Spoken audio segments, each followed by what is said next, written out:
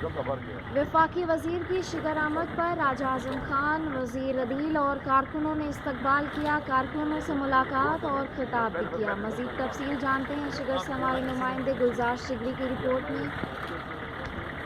वफाकी वजीर की शिगरामत पर राजा आजम खान, वजीर अदील और कारकुनों ने इस्तकबाल किया। कारकुनों से मुलाकात की।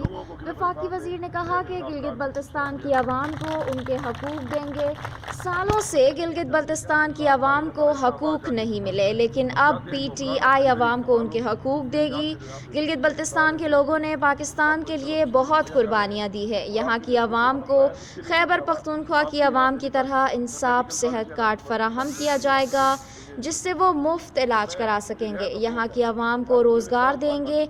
यहाँ हस्पताल और मेडिकल कॉलेज बनाएंगे। पिछली हुकूमत ने मुल्क को कर्ज़ों में डुबो दिया और यहाँ की आवाम को भी उनके हकूक नहीं दिए।